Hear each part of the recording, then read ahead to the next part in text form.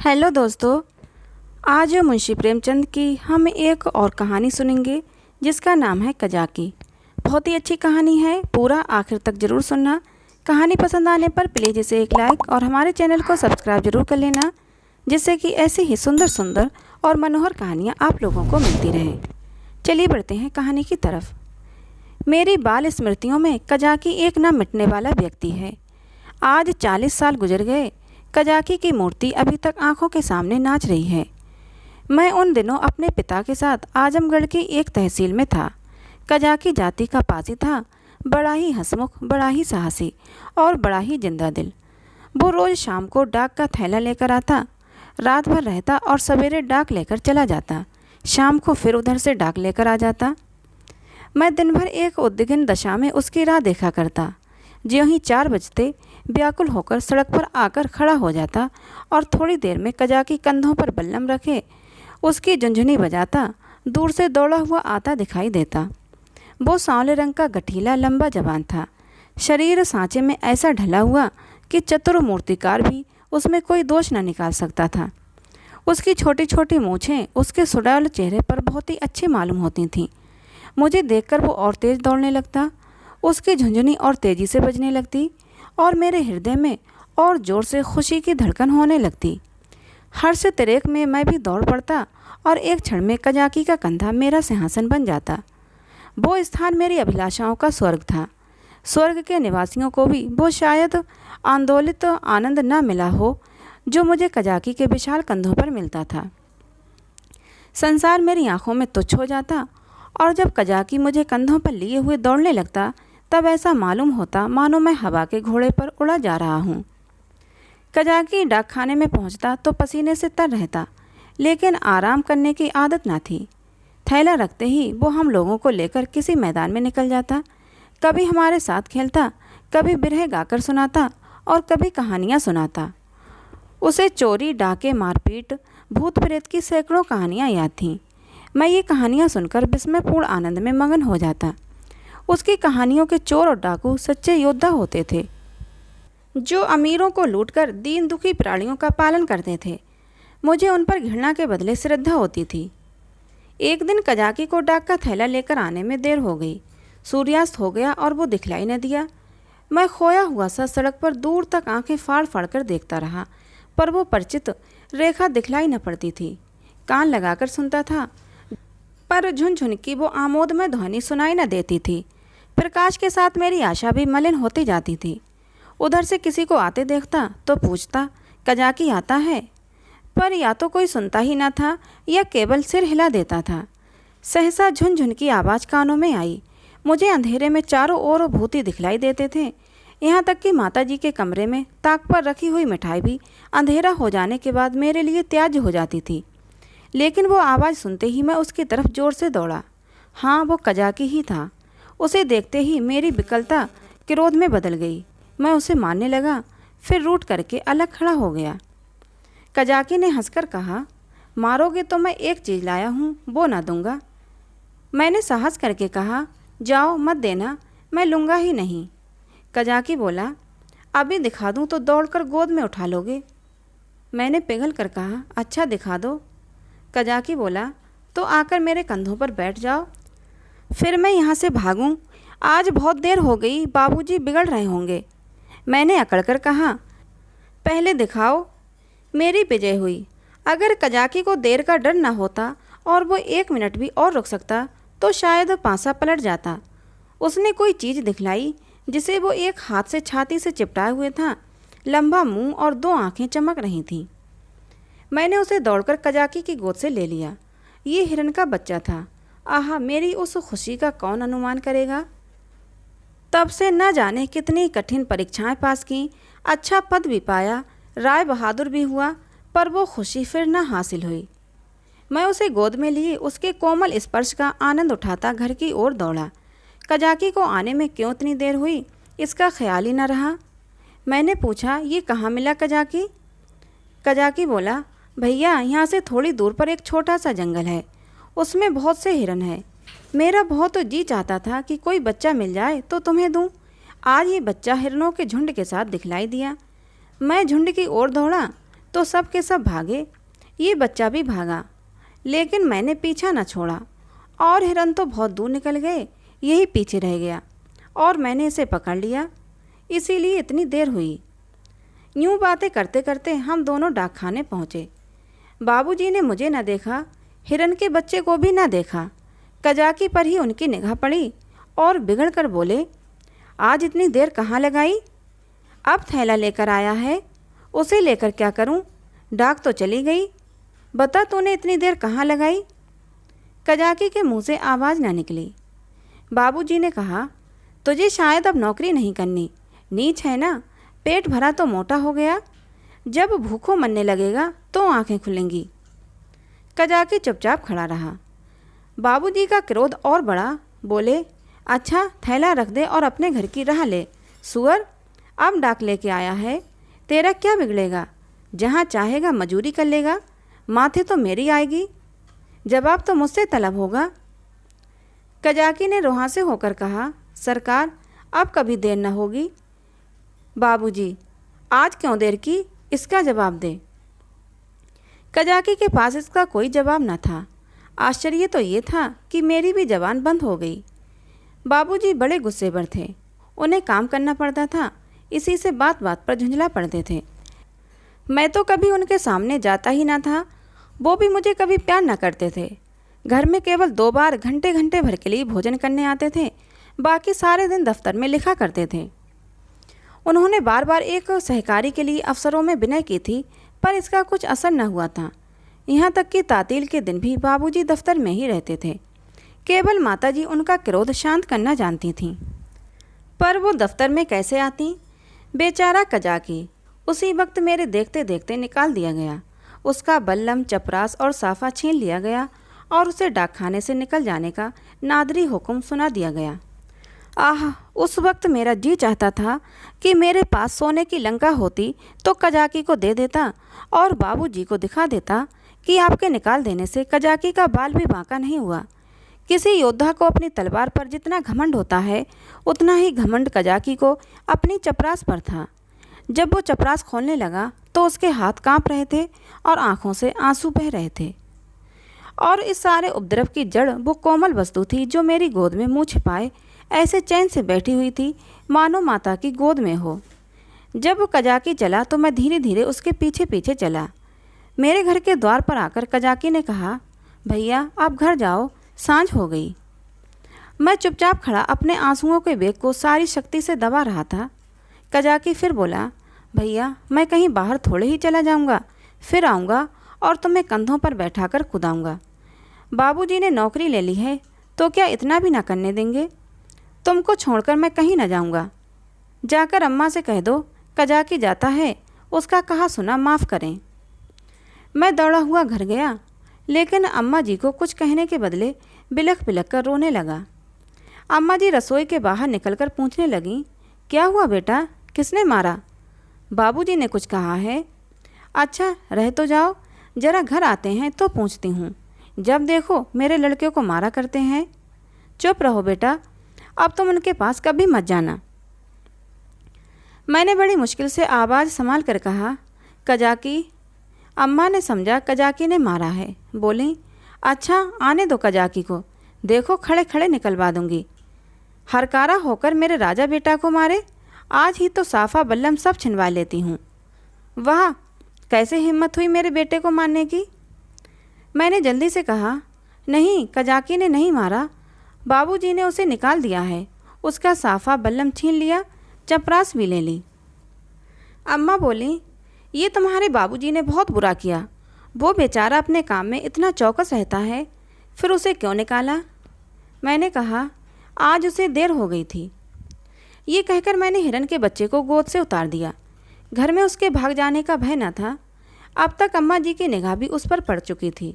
उसे फुदकते देखकर वो सहसा चौंक पड़ी और लपक कर मेरा हाथ पकड़ लिया कि कहीं ये भयंकर जीव मुझे काट ना खाए। मैं कहाँ तो फूट फूट कर रो रहा था और कहाँ अम्मा की घबराहट देखकर खिलखिलाकर हंस पड़ा। अम्मा, अरे ये तो हिरन का बच्चा है, कहाँ मिला? मैंने हिरन के बच्चे का सारा इतिहास और उसका भीषण परिणाम आदि से अंत तक कह सुनाया। अम्मा, ये इतना तेज भागता था कि कोई दूसरा होता तो पकड़ ही न सकता। सन सन हवा की तरह उड़ता चला जाता था। कजाकी 5-6 घंटे तक इसके पीछे दौड़ता रहा, तब कहीं जाकर बच्चा मिला।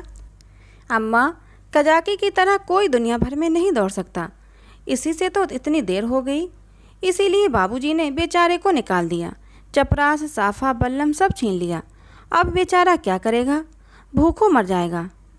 अम्मा ने पूछा, कहाँ है कजाकी, ज़रा उसे बुला तो ला।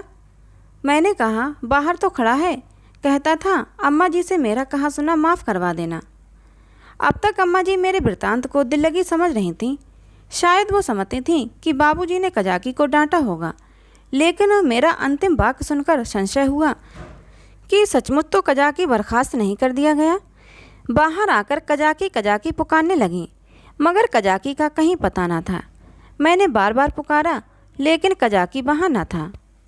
खाना तो मैंने खा लिया, बच्चे शौक में खाना नहीं छोड़ते, खासकर जब रबड़ी भी सामने हो। मगर बड़ी रात तक पड़े पड़े सोचता रहा। मेरे पास रुपये होते तो 1 लाख रुपये कजाकी को दे देता और कहता, बाबूजी से कभी मत बोलना, बेचारा भूखों मर जाएगा। देखूं कल आता है कि नहीं। अब क्या करेगा आकर, मगर आने को तो कह गया है। कल मैं उसे अपने साथ खाना खिलाऊंगा। यही हवाई किले बनाते बनाते मुझे नींद आ गई। दूसरे दिन मैं दिन भर अपने हिरन के बच्चे की सेवा सत्कार में व्यस्त रहा। पहले उसका नामकरण संस्कार हुआ, मुन्नू नाम रखा गया। फिर मैंने उसका अपने सब हमजोलियों और सहपाठियों से परिचय कराया। दिन ही भर में वो मुझसे इतना हिल गया था कि मेरे पीछे पीछे दौड़ने लगा। इतनी ही देर में मैंने उसे अपने जीवन में एक महत्वपूर्ण स्थान दे दिया। अपने भविष्य में बनने वाले विशाल भवन में उसके लिए अलग कमरा बनाने का भी निश्चय कर लिया। चारपाई, सैर करने की फिटन आदि की भी आयोजना कर ली। लेकिन संध्या होते ही मैं सब कुछ छोड़ छाड़कर सड़क पर जा खड़ा हुआ और कजाकी की बाट जोहने लगा। जानता था कि कजाकी निकाल दिया गया है, अब उसे यहाँ आने की कोई ज़रूरत नहीं रही। फिर भी ना जाने क्यों मुझे ये आशा हो रही थी कि वो आ रहा है। एकाएक मुझे ख्याल आया कि कजाकी भूखों मर रहा होगा। मैं तुरंत घर आया। अम्मा दिया बत्ती कर रही थीं। मैंने चुपके से एक टोकरी में आटा निकाला। आटा हाथों में लपेटे टोकरी से गिरते आटे की एक लकीर बनाता हुआ भागा। जाकर सड़क पर खड़ा हुआ ही था कि कजाकी सामने से आता दिखलाई दिया। उसके पास बल्लम भी था, कमर में चपरास भी थी, सिर पर साफा भी बंधा हुआ था, बल्लम में डाक का थैला भी बंधा हुआ था। मैं दौड़कर उसकी कमर से चिपट गया और विस्मित होकर बोला, तुम्हें चपरास और बल्लम कहाँ से मिल गया कजाकी? कजाकी ने मुझे उठाकर कंधों पर बैठाते हुए कहा, वो चपरास किस काम की भैया, वो तो गुलामी की चपरास थी, ये पुरानी खुशी की चपरास है। पहले सरकार का नौकर था, अब तुम्हारा नौकर हूँ। ये कहते कहते उसकी निगाह टोकरी पर पड़ी जो वहीं रखी थी। बोला, ये आटा कैसा भैया? मैंने सकुचाते हुए कहा, तुम्हारे लिए ही तो लाया हूँ, तुम भूखे होगे, आज क्या खाया होगा? कजाकी की आंखें तो मैं न देख सका, उसके कंधों पर बैठा हुआ था। हाँ, उसकी आवाज़ से मालूम हुआ कि उसका गला भर आया है। बोला, भैया रूखी ही रोटियां खिलाओगे क्या? दाल, नमक, घी और कुछ नहीं? मैं अपनी भूल पर बहुत लज्जित हुआ। सच तो है, बेचारा रूखी रोटियां कैसे खाएगा, लेकिन नमक, दाल, घी कैसे लाऊं? अब तो अम्मा चौके में होंगी। आटा लेकर तो किसी तरह भाग आया। अभी तक मुझे मालूम न था कि मेरी चोरी पकड़ ली गई। आटे की लकीर ने सुराग दे दिया है। अब ये 3 चीज़ें कैसे लाऊंगा? अम्मा से मांगूंगा तो कभी न देंगी। एक एक पैसे के लिए तो घंटों रुलाती हैं। इतनी सारी चीज़ें क्यों देने लगी? एकाएक मुझे एक बात याद आई। मैंने अपनी किताबों के बस्ते में कई आने पैसे रख छोड़े थे। मुझे पैसे जमा करके रखने में बड़ा आनंद आता था। मालूम नहीं अब वो आदत क्यों बदल गई। अब भी वही हालत होती तो शायद इतना फाके मस्त न रहता। बाबूजी मुझे प्यार तो कभी ना करते थे, पर पैसे खूब देते थे। शायद अपने काम में व्यस्त रहने के कारण मुझसे पिंड छुड़ाने के लिए इसी नुस्खे को सबसे आसान समझते थे। इनकार करने में मेरे रोने और मचलने का भय था। इस बाधा को वो दूर से ही टाल देते थे। अम्मा जी का स्वभाव इससे ठीक प्रतिकूल था। उन्हें मेरे रोने और मचलने से किसी काम में बाधा पड़ने का भय न था। आदमी लेटे लेटे दिन भर रोना सुन सकता है। हिसाब लगाते हुए जोर की आवाज़ से ध्यान बढ़ जाता है। अम्मा मुझे प्यार तो बहुत करती थीं, पर पैसे का नाम सुनते ही उनकी त्योरियां बदल जाती थीं। मेरे पास किताबें न थीं, हाँ एक बस्ता था जिसमें डाकखाने के 2-4 फॉर्म तय करके पुस्तक रूप में रखे हुए थे। मैंने सोचा, दाल नमक और घी के लिए क्या उतने पैसे काफ़ी न होंगे? मेरी तो मुट्ठी में भी नहीं आते थे। ये निश्चय करके मैंने कहा, अच्छा मुझे उतार दो तो मैं दाल और नमक ला दूँ, मगर रोज़ आया करोगे? कजाकी बोला, भैया खाने के लिए दोगे तो क्यों ना आऊँगा। मैंने कहा, मैं रोज़ खाने को दूंगा। कजाकी बोला, तो मैं रोज़ आऊँगा। मैं नीचे उतरा और दौड़कर अपनी पूंजी उठा लाया। कजाकी को रोज़ बुलाने के लिए उस वक्त मेरे पास कोई नूर हीरा भी होता तो उसको भेंट करने में मुझे पसो पेश ना होता। कजाकी ने विस्मित होकर पूछा, ये पैसे कहाँ पाए भैया? मैंने गर्व से कहा, मेरे ही तो हैं। कजाकी, तुम्हारी अम्मा जी तुमको मारेंगी। कहेंगी कजाकी ने फुसलाकर मंगवा ली होंगे। भैया इन पैसों की मिठाई ले लेना और मटके में रख देना। मैं भूखों नहीं मरता, मेरे 2 हाथ हैं, मैं भला भूखों मर सकता हूँ। मैंने बहुत कहा कि पैसे मेरे हैं, लेकिन कजाकी ने ना लिए। उसने बड़ी देर तक इधर उधर की सैर कराई, गीत सुनाए और मुझे घर पहुँचाकर चला गया। मेरे द्वार पर आटे की टोकरी भी रख दी। मैंने घर में कदम रखा ही था कि अम्मा जी ने डांट कर कहा, क्यों रे चोर, तू आटा कहाँ ले गया था? अब चोरी करना सीखता है? बता किसको आटा दे आया, नहीं तो तेरी खाल उधेड़ कर रख दूंगी। अम्मा क्रोध में सिंहनी हो जाती थीं। सिटपटाकर बोला, किसी को तो नहीं दिया? अम्मा, तूने आटा नहीं निकाला? देख कितना सारा आटा आंगन में बिखरा पड़ा है। मैं चुप खड़ा था। वो कितना ही धमकाती थीं, चुमकारती थीं, पर मेरी जबान न खुलती थी। आने वाली विपत्ति के भय से प्राण सूख रहे थे। यहाँ तक कि वो भी कहने की हिम्मत न पड़ती थी कि बिगड़ती क्यों हो, आटा तो द्वार पर रखा हुआ है। और न उठाकर लाते ही बनता था, मानो क्रिया शक्ति ही लुप्त हो गई हो, मानो पैरों में हिलने की सामर्थ्य ही नहीं। सहसा कजाकी ने पुकारा, बहू जी आटा द्वार पर रखा हुआ है, भैया मुझे देने को ले गए थे। ये सुनते ही अम्मा द्वार की ओर चली गईं। कजाकी से वो पर्दा न करती थीं। उन्होंने कजाकी से कोई बात की या नहीं ये तो मैं नहीं जानता, लेकिन अम्मा जी खाली टोकरी लिए हुए घर में आईं। फिर कोठरी में जाकर संदूक से कुछ निकाला और द्वार की ओर गईं। मैंने देखा कि उनकी मुट्ठी बंद थी। अब मुझसे वहाँ खड़े ना रहा गया। अम्मा जी के पीछे पीछे मैं भी गया। अम्मा ने द्वार पर कई आवाज़ें पुकारी, मगर कजाकी चला गया था। मैंने बड़ी अधीरता से कहा, मैं जाकर खोज लाऊं अम्मा जी। अम्मा जी ने किवाड़े बंद करते हुए कहा, तुम अंधेरे में कहाँ जाओगे? अभी तो यहीं खड़ा था। मैंने कहा कि यहीं रहना, मैं आती हूँ। तब तक न जाने कहाँ खिसक गया। बड़ा संकोची है, आटा तो लेता ही न था। मैंने ज़बरदस्ती उसके अंगोछे में बांध दिया। मुझे तो बेचारे पर बड़ा दया आती है। न जाने बेचारे के घर में कुछ खाने को है या नहीं। रुपये लाई थी कि दे दूंगी, पर न जाने कहाँ चला गया। अब तो मुझे भी साहस हुआ। मैंने अपनी चोरी की पूरी कथा कह डाली। बच्चों के साथ समझदार बच्चे बनकर माँ बाप उन पर जितना असर डाल सकते हैं, जितनी शिक्षा दे सकते हैं, उतने बूढ़े बनकर नहीं। अम्मा जी ने कहा, तुमने मुझसे पूछकर क्यों न लिया? क्या मैं कजाकी को थोड़ा सा आटा न दे देती? मैंने उसका उत्तर न दिया। दिल में कहा, इस वक्त तुम्हें कजाकी पर दया आ गई है, जो चाहे दे डालो। लेकिन मैं मांगता तो मानने दौड़ती। हाँ, ये सोचकर चित्त तो प्रसन्न हुआ कि अब कजाकी भूखों न मरेगा। अम्मा जी उसे रोज़ खाने को देंगी और वो रोज़ मुझे कंधों पर बिठाकर सैर कराएगा। दूसरे दिन मैं दिन भर मुन्नू के साथ खेलता रहा। शाम को सड़क पर जाकर खड़ा हो गया, मगर अंधेरा हो गया। कजाकी का कहीं पता नहीं। दिए जल गए, रास्ते में सन्नाटा छा गया, पर कजाकी ना आया। मैं रोता हुआ घर आया। अम्मा जी ने पूछा, क्यों रोते हो बेटा, क्या कजाकी नहीं आया? मैं और ज़ोर से रोने लगा। अम्मा जी ने मुझे छाती से लगा लिया। मुझे ऐसा मालूम हुआ कि उनका कंठ भी गदगद हो गया है। उन्होंने कहा, बेटा चुप हो जाओ, मैं कल किसी हरकारे को भेजकर कजाकी को बुलवाऊंगी। मैं रोते ही रोते सो गया। सवेरे ज्यों ही आंखें खोलीं, मैंने अम्मा जी से कहा, कजाकी को बुलवा दो। अम्मा ने कहा, आदमी गया है बेटा, कजाकी आता होगा। खुश होकर खेलने लगा। मुझे मालूम था कि अम्मा जी जो बात कहती हैं उसे पूरा जरूर करती हैं। उन्होंने सवेरे ही एक हरकारे को भेज दिया था। 10 बजे जब मैं मुन्नू को लिए हुए घर आया तो मालूम हुआ कि कजाकी अपने घर पर नहीं मिला। वो रात को भी घर न गया था।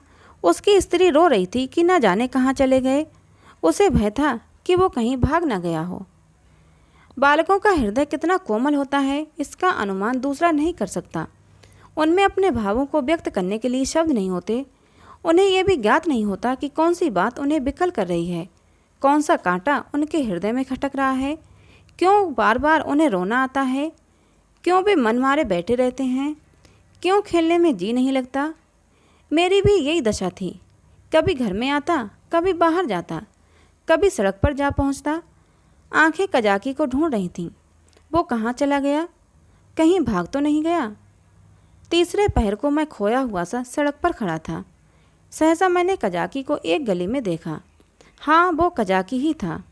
मैं उसकी ओर चिल्लाता हुआ दौड़ा, पर गली में उसका पता न था, न जाने किधर गायब हो गया। मैंने गली के इस सिरे से उस सिरे तक देखा, मगर कहीं कजाकी की गंध तक ना मिली। घर जाकर मैंने अम्मा जी से ये बात कही। मुझे ऐसा जान पड़ा कि मेरी बात सुनकर वो कुछ चिंतित हो गई थीं। उसके बाद मुझे कजाकी 2-3 दिन तक कहीं दिखलाई न दिया। मैं भी अब उसे कुछ कुछ भूलने लगा था। बच्चे पहले जितना प्रेम करते हैं, बाद को उतने ही निष्ठुर भी हो जाते हैं। जिस खिलौने पर प्राण देते हैं, उसी को 2-4 दिन के बाद पटक कर तोड़ भी डालते हैं। 10-12 दिन और बीत गए। दोपहर का समय था। बाबूजी खाना खा रहे थे। मैं मुन्नू के पैरों में पीनस की पैजनियाँ बांध रहा था। एक औरत घूंघट निकाले हुए आई और आंगन में खड़ी हो गई। उसके कपड़े फटे हुए और मैले थे, पर गोरी सुंदर स्त्री थी। उसने मुझसे पूछा, भैया बहू जी कहाँ हैं? मैं उसके पास जाकर उसका मुंह देखते हुए बोलने लगा, तुम कौन हो, क्या बेचती हो? औरत, कुछ बेचती नहीं हूँ, तुम्हारे लिए कमल गट्टे लाई हूँ। भैया तुम्हें तो कमल गट्टे बहुत अच्छे लगते हैं ना? मैंने उसके हाथों से लटकती हुई पोटली को उत्सुक नेत्रों से देखकर पूछा, कहाँ से लाई हो, देखें? औरत, तुम्हारे हरकारे ने भेजा है भैया। मैंने उछल कर पूछा, कजाकी ने? औरत ने सिर हिलाकर हाँ कहा और पोटली खोलने लगी। इतने में अम्मा जी भी रसोई से निकल आईं। उसने अम्मा के पैरों का स्पर्श किया। अम्मा ने पूछा, तू कजाकी की घरवाली है? औरत ने सिर झुका लिया। अम्मा, आजकल कजाकी क्या करता है? औरत ने रोकर कहा, बहू जी जिस दिन से आपके पास से आटा लेकर गए हैं उसी दिन से बीमार पड़े हैं। बस भैया भैया क्या करते हैं। भैया ही में उनका मन बसा रहता है। चौंक चौंक कर भैया भैया कहते हुए द्वार की ओर दौड़ते हैं। ना जाने उन्हें क्या हो गया है। बहू जी एक दिन मुझसे कुछ कहा ना सुना, घर से चल दिए और एक गली में छिपकर भैया को देखते रहे। जब भैया ने उन्हें देख लिया तो भागे, तुम्हारे पास आते हुए ले जाते हैं। मैंने कहा, हाँ हाँ, मैंने उस दिन तुमसे कहा तो था अम्मा जी। अम्मा बोली, घर में कुछ खाने पीने को है या नहीं? औरत, हाँ बहू जी, तुम्हारे आशीर्वाद से खाने पीने का दुख नहीं है। आज सवेरे उठे और तालाब की ओर चले गए। बहुत कहती रही बाहर मत जाओ, हवा लग जाएगी, मगर न माने। मारे कमजोरी के पैर कांपने लगते हैं, मगर तालाब में घुसकर ये कमल गट्टे तोड़ लाए। तब मुझसे कहा, ले जा भैया को दिया, उन्हें कमल गट्टे बहुत अच्छे लगते हैं। कुशल क्षेम भी पूछती आना। मैंने पोटली से कमल गट्टे निकाल लिए थे और मज़े से चख रहा था। अम्मा ने बहुत आंखें दिखाईं, मगर यहाँ इतना सब्र कहाँ। अम्मा ने कहा, कह देना सब कुशल हैं। मैंने कहा, यह भी कह देना कि भैया ने बुलाया है, ना जाओगे तो फिर तुमसे कभी ना बोलेंगे। हाँ। बाबूजी भी खाना खाकर निकल आए थे। तौलिए से हाथ मुंह पोंछते हुए बोले, और ये भी कह देना कि साहब ने तुमको बहाल कर दिया है, जल्दी आओ नहीं तो कोई दूसरा आदमी रख लिया जाएगा। औरत ने अपना कपड़ा उठाया और चली गई। अम्मा ने बहुत पुकारा पर वो ना रुकी। अम्मा ने पूछा, सचमुच बहाल हो गया? बाबूजी, और क्या, झूठे ही बुला रहा हूँ, मैंने तो 5वें ही दिन बहाली की रिपोर्ट की थी। अम्मा, ये तुमने अच्छा किया। बाबूजी, उसकी बीमारी की यही दवा है। प्रातःकाल में उठा तो क्या देखता हूँ कि कजाकी लाठी टेकता हुआ चला आ रहा है। वो बहुत दुबला हो गया था, मालूम होता था बूढ़ा हो गया है। हरा भरा खेत सूखकर ठूंठा हो गया था। मैं उसकी ओर दौड़ा और उसकी कमर से चिपट गया। कजाकी ने मेरे गाल चूमे और मुझे उठाकर कंधों पर बैठाने की चेष्टा करने लगा, पर मैं न उठ सका। तब वो जानवरों की भांति भूमि पर हाथों और घुटनों के बल खड़ा हो गया और मैं उसकी पीठ पर सवार होकर डाक खाने की ओर चला। मैं उस वक्त फूला न समाता था और कजाकी वो मुझसे ज़्यादा कहीं खुश था। बाबूजी ने कहा, कजाकी तुम बहाल हो गए, अब कभी देर न करना। कजाकी रोता हुआ पिताजी के पैरों पर गिर पड़ा, मगर शायद मेरे भाग में दोनों सुख भोगना न लिखा था। मुन्नू मिला तो कजाकी छूटा, कजाकी आया तो मुन्नू हाथ से गया, और ऐसा गया कि आज तक उसके जाने का दुख है। मुन्नू मेरी ही थाली में खाता था। जब तक मैं खाना खाने न बैठूं वो कुछ न खाता था। उसे भात से बहुत ही रुचि थी, लेकिन जब तक खूब घी न पड़ा हो उसे संतोष न होता था।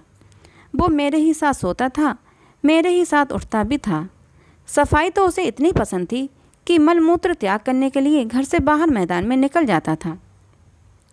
कुत्तों से उसे बहुत चिढ़ थी। कुत्तों को घर में घुसने न देता। कुत्ते को देखते ही थाली से उठ जाता और उसे दौड़कर घर से बाहर निकाल देता था। कजाकी को डाकखाने में छोड़कर जब मैं खाना खाने गया तो मुन्नू भी आ बैठा। अभी 2-4 ही कौर खाए थे कि एक बड़ा सा झबरा कुत्ता आंगन में दिखाई दिया। मुन्नू उसे देखते ही दौड़ा। दूसरे घर में जाकर कुत्ता चूहा हो जाता है। झबरा कुत्ता उसे आते देखकर भागा। मुन्नू को अब लौट आना चाहिए था, मगर वो कुत्ता उसके लिए यमराज का दूत था। मुन्नू को उसे घर से निकाल कर भी संतोष न हुआ। वो उसे घर के बाहर मैदान में भी दौड़ाने लगा। मुन्नू को शायद ख्याल न रहा कि यहाँ मेरी अमलदारी नहीं है। वो उस क्षेत्र में पहुँच गया था जहाँ झबरे का भी उतना ही अधिकार था जितना मुन्नू का। मुन्नू कुत्तों को भगाते भगाते कदाचित अपने बाहुबल पर घमंड करने लगा था। वो ये ना समझता था कि घर में उसकी पीठ पर घर के स्वामी का भय काम किया करता है। झबरे ने इस मैदान में आते ही उलटकर मुन्नू की गर्दन दबा ली। बेचारे मुन्नू के मुंह से आवाज़ तक ना निकली। जब पड़ोसियों ने शोर मचाया तो मैं दौड़ा। देखा तो मुन्नू मरा पड़ा है और झबरे का कहीं पता नहीं। तो दोस्तों, ये कहानी थी मुंशी प्रेमचंद की, जिसका नाम था कजाकी।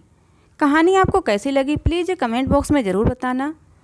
कहानी को एक लाइक और हमारे चैनल को सब्सक्राइब जरूर कर लेना, जिससे कि ऐसी ही कहानियाँ आप लोगों को मिलती रहें। मिलते हैं अगली किसी नई कहानी के साथ।